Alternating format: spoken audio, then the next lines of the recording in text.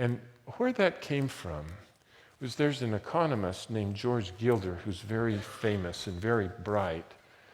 And he made this assertion, which I think by definition is true. So if you look at all of the inputs required to make a product or a service, some of these inputs are going to be very abundant and very cheap. And so you don't have to keep track of them. You can waste these abundant and cheap things, like sand is abundant and cheap. But he points out that other things and their inputs are very scarce and very costly. And when something is scarce and costly, you need to husband its use and be very careful about where you use them and how you use them, and only deploy them in applications where this scarce, costly input generates the most returns. Now, through the 1940s, 50s, and 60s, in our economies, capital was very costly and very expensive. And Gilder's axiom then said that meant that we need to be very careful in how we deploy capital, and only deploy it in applications where what has the highest probability of yielding the highest returns. In order to support this, in our economy, a new seminary, almost like a new church, emerged. And I call it the Seminary of New Finance. And in this seminary, they taught these new principles of finance because capital was very costly and very scarce. The people who worked in the seminary are theologians, like business school professors, and partners in private equity and hedge funds. And what they teach in this seminary is, because capital is so scarce and so costly, you need to be very careful in how you measure the efficiency with which you prosper, you deploy these things. And what they told us is, prior to the advent of this new seminary, entrepreneurs would measure profitability with crude measures like tons of francs. But then the finance people came and said, that's too crude. We need to measure efficiency by giving us ratios. And so they gave us 8 ways of measuring profitability when you put capital to use. And they all are ratios. So for example, return on net assets is a ratio. That means there is a numerator and a denominator. And the nice thing about a ratio is that it gives entrepreneurs 2 options. One is, you can be more innovative to create more profit to put in the numerator of the ratio, but you could also outsource everything to get the assets off of the balance sheet to reduce the denominator of the ratio. But either way, you can get RONA up.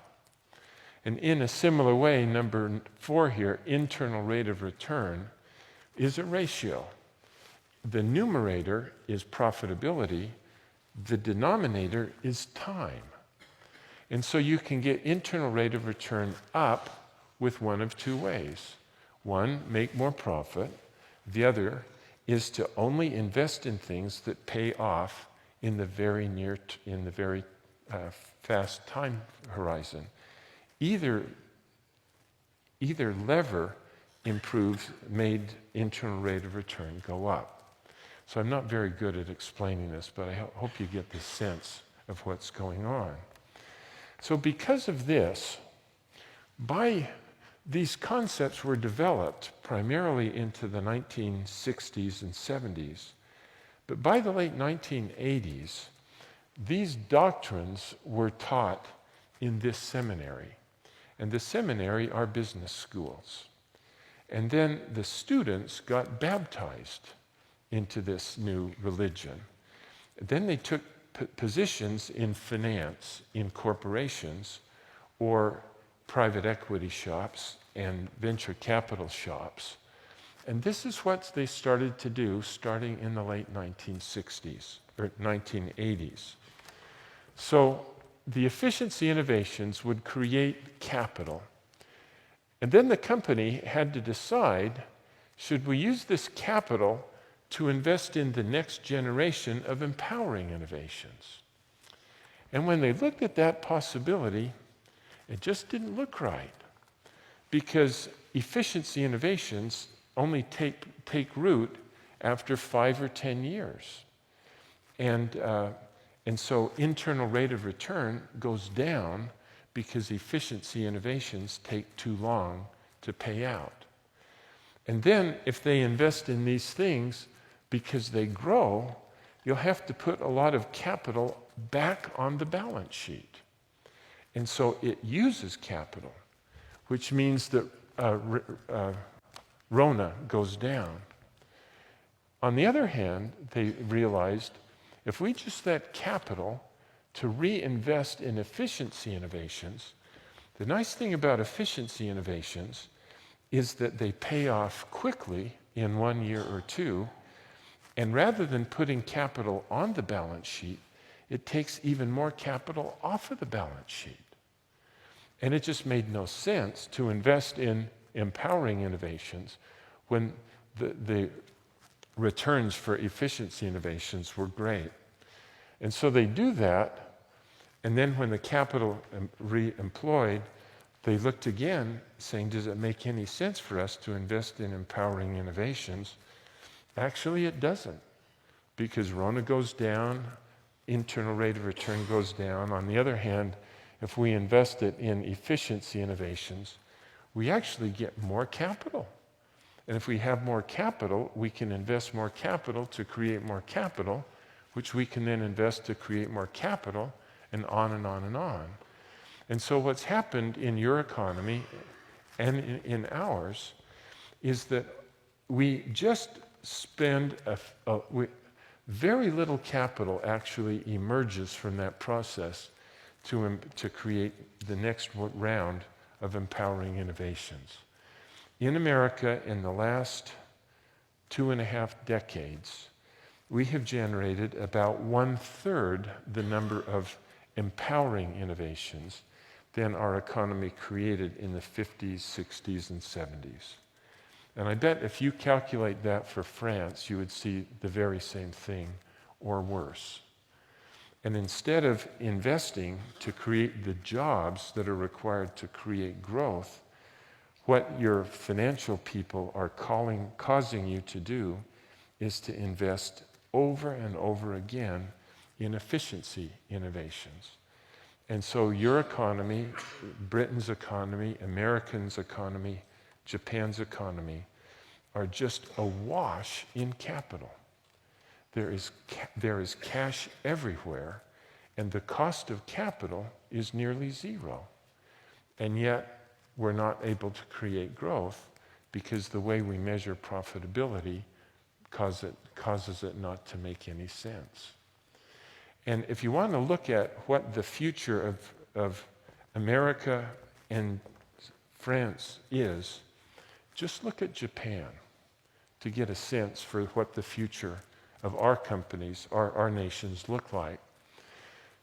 In the 1950s, 60s, and 70s, companies in Japan were investing massively in empowering innovations.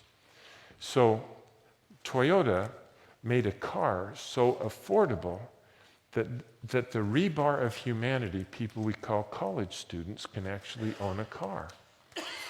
Honda did the same thing at the bottom of the market to the motorcycle.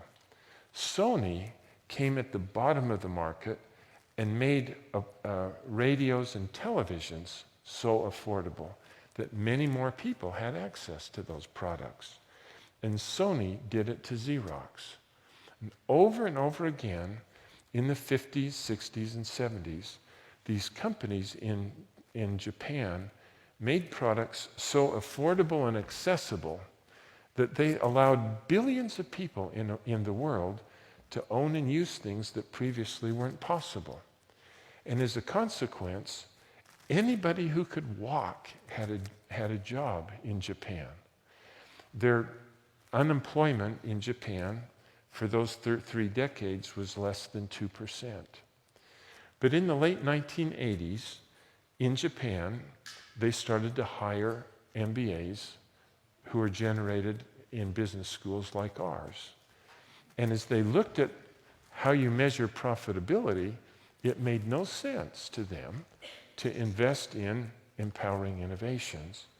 And so in Japan, they just kept doing this and this and this. And since 1990, in their economy, as best I can figure, Japan has generated only one disruptive innovation in the last 25 years, and that's the Nintendo Wii. It's the only one. And as you know, in Japan, they haven't created any jobs for 25 years. They are awash in capital, and the cost of capital is zero. And that's really where America and Europe are headed. Rather than our economies having a machine that goes through these cycles over and over again, what we've done, because of the way we measure profitability, is we've cut this cord here, and our economies are laid out in a straight line. So your economy and ours, created through disruption after World War II, and then we started to make sustaining innovations on top of the empowering innovations. And then for the last 20 years, we've been investing almost exclusively on efficiency innovations. And we've laid it out in a straight line. And the problem with a line is it has a beginning and an end. And Japan's economy is at the end, and we're close. And so I'm an optimistic guy. But I worry a lot about this. And those of you who are in corporations, go back to your office and get the most recent income statement. And somewhere about 2/3 of the way down, there will be an entry that says research and development. And there will be a number there. And it will be in euros, and it will also be show it as a percentage of revenues. Look at that number. And then go back and find out what did the CEO say about that number the last time they met with investors. Almost all of them would say, we're investing in the future. Look at our income statement and that R&D number. We're investing for the future.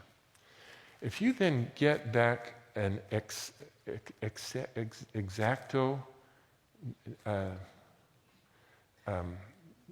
knife and just cut that number right down the middle and empty or open up the cover behind that number to see what you see inside of the number, what you'll see is that in your company, there is almost no investments in empowering innovations in your company.